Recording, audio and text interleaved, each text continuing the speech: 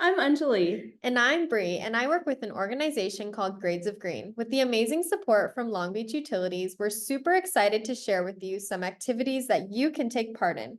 These activities are made just for Long Beach students like you, and they're all about making our planet and our Long Beach community a happier and healthier place.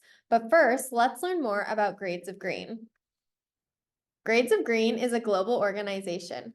We work with students all over the world to provide them with the support and the resources they need to discover their passion and turn it into environmental action. We help students and empower them to take action and lead environmental change in the hopes of a clean and sustainable environment for generations to come. Our Grades of Green team works with kids from all around the globe to help you find your passion and use that passion to take action on climate issues. We're here to give you the tools you need so you can lead the way in making the earth cleaner and greener. We believe that you have the power to keep our world healthy and happy. Now let's send it over to Anjali to talk about our Long Beach Launch Eco Lessons program. Thanks, Bree. Let's dive into our Long Beach Climate Program. This program guides you through fun, hands-on activities that aren't your ordinary lessons. They're designed to make learning about our planet engaging and fun for everyone. You get to roll up your sleeves and complete projects about saving water, reducing trash, using energy from the sun and wind, and more. It's all about thinking outside the box, coming up with solutions, and getting creative. Hang on for just a few more slides and you'll get to use one of these lessons with us today. By exploring these lessons, you'll become the expert on how to take care of our Earth and your community. Oh, Bree, did we mention this program is free? How could we forget that? With funding from Long Beach Utilities, we are able to offer our programs at no cost for students, teachers, and schools. Oh, hey, wait, I think there's some teachers here too. We should probably tell them about our stipends and the lessons that they can use in their classrooms. Yes, all of our lessons are NGSS aligned and meet many learning objectives. Plus, all Long Beach teachers who are in the program may be eligible to receive stipends. Now let's dive into how you can make a difference to care for our Earth. First, let's start with what is climate change? I can tell a lot of you are super smart and have probably heard of climate change. I'm sure a lot of you can even tell us about it. For today, we're going to talk about how Grades of Green defines climate change, what it is, how it affects communities around the world, and what we can do to fix it. Climate change describes a typical change in weather for a region, such as high and low temperatures and amount of rainfall over a long period of time. Scientists have observed that overall Earth is warming. In fact, many of the warmest years on record have happened in the past 20 years. So, in other words, it literally means our weather over time is changing. Climate change affects different parts of the world in different ways. For example, some places are getting too much rain and experiencing flooding, while other parts of the world don't get enough rain and experiencing droughts and sometimes fires. Wow, Anjali, climate change sounds like a serious issue. I want to help and I want to gather as many of my friends to help protect the planet too. What can we do about climate change? Climate change is very serious. Luckily, there are some fun ways to get involved. We can take action towards waste, water, and energy. That sounds like a great plan. Let's talk about waste first. Waste, as in trash? Yuck. Why would we even want to talk about that? Waste and how you throw things away is super important to protecting our planet. Okay, tell me more. Well, here are some common lunch items: a water bottle, a paper lunch bag, plastic utensils. All of these things get thrown away after one use, and that's not sustainable. You're right. Being sustainable is all about using things in a way that we don't run out of them, so we can keep enjoying them for a long, long time. Exactly, which is why we should make sustainable switches. Imagine if everyone at school switched from a plastic water bottle to a reusable water bottle, or a paper lunch bag to a reusable lunch bag. Okay, I get it. We could even switch our plastic utensils for a reusable set of utensils. Good thinking, Bree.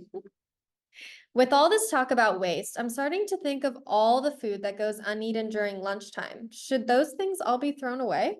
Absolutely not. Take a look at that image on the screen. Okay, sure. It just looks like a pile of uneaten food. That's exactly what it is, a pile of uneaten food. At Grades of Green, we like to call this a share table. Some kids don't finish their entire lunch, but that doesn't mean it needs to be thrown away. It can go to a share table or a box where another student can enjoy it. Oh, I see. Anjali, I'm not the biggest fan of carrots, but my best friend loves to snack on carrots. I could put my unopened bag of carrots at the share table for her to enjoy. Now you've got the hang of it. Other examples of food items that can be put on the share table are unopened cartons of milk, uneaten apples, and packaged food that hasn't been opened. That's a great idea. What happens to the food that is eaten or the packages that are opened? The solution is simple. We can use our lunchtime sorting or classroom recycling eco lessons to get started with sorting our waste properly. Oh, I know about a bit about recycling. There in this photo are three bins: landfill, recycling, and organics. Our organics bin is where food waste, food sold paper, and compostable items go. What's an example of a compostable item? Something that can decompose or rot like a paper napkin or an apple core. The recycling bin is where plastics, aluminum cans, and cardboard can go. Oh, great. And what about landfill? The landfill bin is where food wrappers and foam can go, but absolutely no food or recyclables can go in this bin. That's great. The best part is that you can create a sorting station, as we like to call it, using any bin you already have at school as long as it's labeled properly. That's fantastic. I'm so happy we talked about waste. Now, what about water? I know water makes up 71% of Earth's surface. That should have an effect on the planet, right? True, all water on Earth makes up 71% of the Earth's surface, but only 1% of that water is fresh water that we can use for flushing toilets, showering, and drinking. Wait, what? That's not a lot at all. Only 1% is usable for humans. Yep, which is why it's so important to make sure that we are being water wise. I'm ready to get water wise. Are you? Reducing how much water you use is actually very simple. It sure is. You can take shorter showers. I personally like to use this handy dandy shower timer that limits my showers to only 5 minutes. Great tip. You can also turn off the water while you're brushing your teeth. Did you know if you brush your teeth with the faucet on, you can actually waste over 4 gallons of water? 4 gallons? What if everyone at school turned off their water while they brushed their teeth? Imagine how much water that would save. It's true, every drop counts. Now, a bit of a stinky topic. Oh, great. Here come the toilet jokes. Don't worry, I won't get into it, but I will say what you put down the drain and toilets are very important. You can keep our water clean by properly flushing. Hey, Anjali, you're looking a little flushed. I knew that was coming. But seriously, only the ones and twos and toilet paper can go down the toilet. And the last and final topic is energy. We take up so much energy every day, we don't even realize it. We use energy for lights, computers, air conditioners, and appliances. Sometimes we leave computers on all night, and that takes up so much energy. And old light bulbs use way more energy than LED ones. So you could start by replacing all old light bulbs with LED light bulbs. And making sure all computers are turned off at the end of the day. And let's not stop here. Remember, we can also save energy at home by following these same steps. Pause here to think about some other things that take up energy. Oh, I bet they came up with some good answers. For me, I know that my toaster can be unplugged when I'm not using it, and my Switch definitely doesn't need to be plugged in if I'm not gaming. That sounds like a great plan. Anjali, these habits are good for me, but I want to tell everyone to do the same. That sounds like an awesome idea. You can create posters about energy conservation to hang around the school. You could even gather a group of friends and create a team to check that electronics are off before school's dismissed. What do you think? That sounds great. We can be like energy superheroes. I'm calling my team the Power Patrol Pals. Nice. You can even keep a chart to track how much energy we save each month.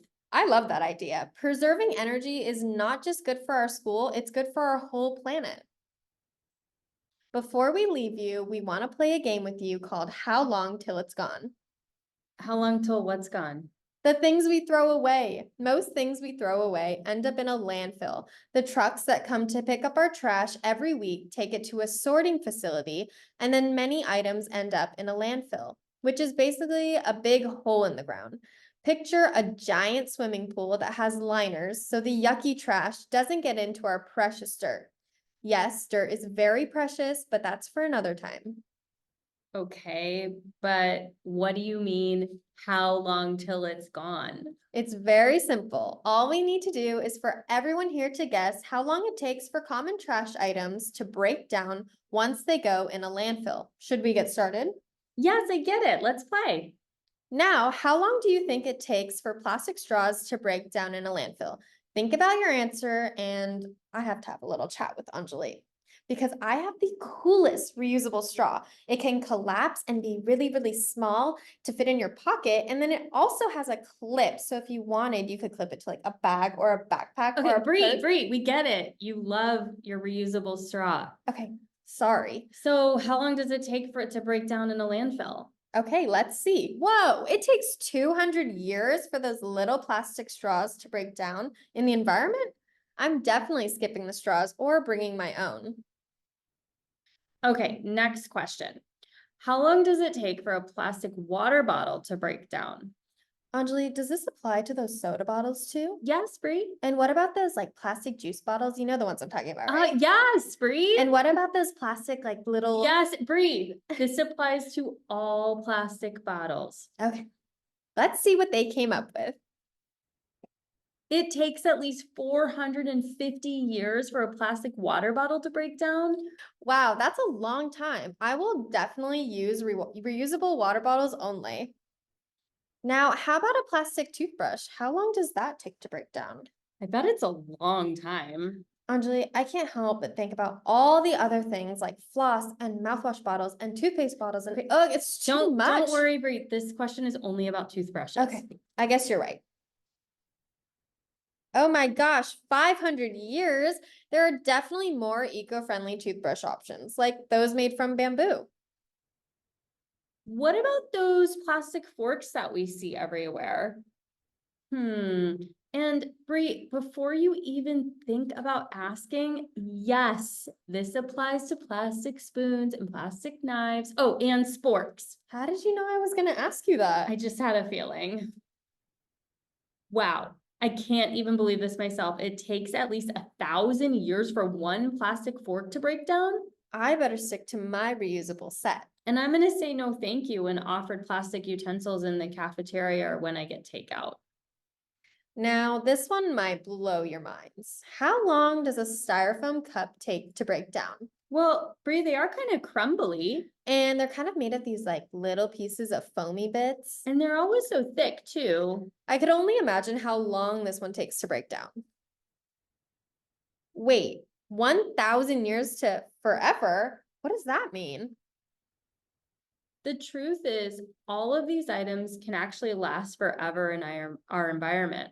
Even when these items break down, they just turn into smaller pieces of plastic called microplastics that never truly go away. This is why it's so important to make less trash.